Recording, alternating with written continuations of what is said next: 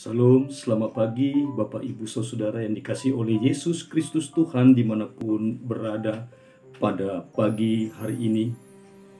Sebentar kita akan menikmati kebenaran firman Tuhan yang memandu, membimbing dan mengarahkan kita menjalani hidup sepanjang satu hari ini.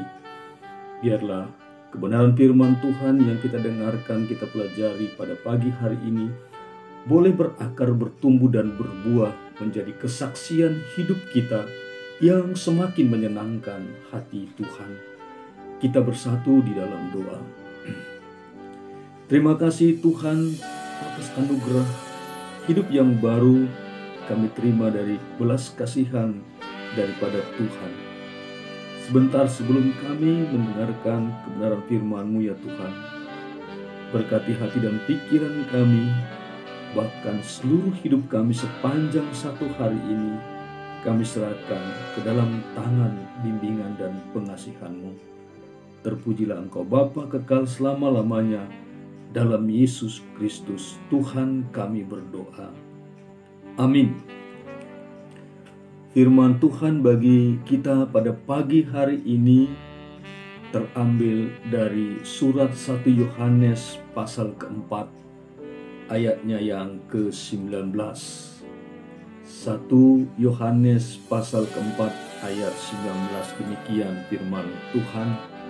Allah adalah kasih. Kita mengasihi karena Allah lebih dahulu mengasihi kita. Kita mengasihi karena Allah lebih dahulu mengasihi kita. Demikian firman Tuhan. Bapak Ibu Saudara yang dikasihi oleh Yesus Kristus Tuhan, hidup kita sebagai orang-orang percaya sudah ditebus dan diselamatkan, selayaknya harus mewujud nyatakan apa yang sudah kita terima dari Tuhan itu menjadi cara hidup kita, gaya hidup kita sehari-hari.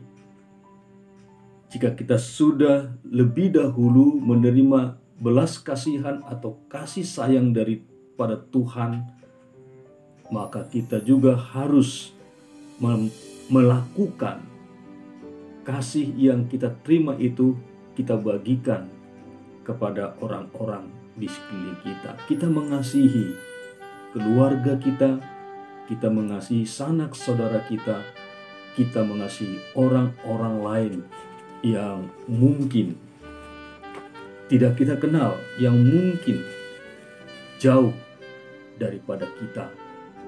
Karena itu kasih seorang ibu yang tidak pernah mati, kisah bermakna pada pagi hari ini. D.L. Moody berkata, ada seorang anak yang sangat jahat dan menjadi semakin buruk hingga akhirnya ia ditangkap karena pembunuhan.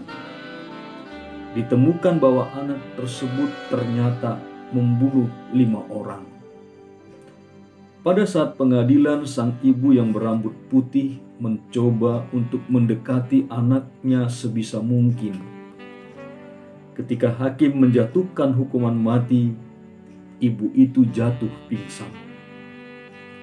Ia kemudian berusaha sekuat tenaga untuk membuat orang-orang di kota tersebut mau menandatangani surat pengampunan bagi putranya. Dan ketika putranya digantung, ia memohon kepada gubernur untuk membiarkan ia memiliki tubuh putranya supaya ia dapat menguburkannya. Tidak lama kemudian, sang ibu juga meninggal dunia. Dalam keadaan sekarat, sang ibu mengirimkan pesan kepada si gubernur, meminta agar ia nanti dikuburkan di dekat kuburan putranya.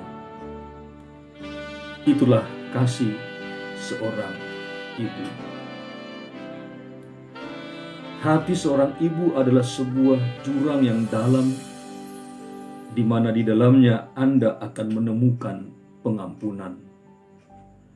Hati seorang ibu adalah sebuah jurang yang dalam, di mana di dalamnya Anda akan menemukan pengampunan. Bapak, Ibu, Saudara yang dikasihi oleh Yesus Kristus Tuhan, mari kita terus menyadarkan diri kita betapa kita sangat dikasihi oleh Allah dalam segala situasi dan kondisi hidup yang kita jalani.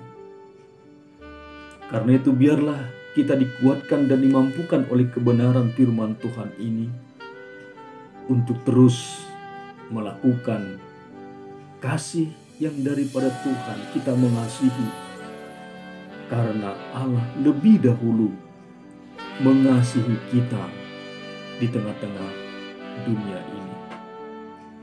Ketika Anda lelah setelah berpergian jauh, Anda akan melihat seseorang yang dengan setia tetap menanti Anda.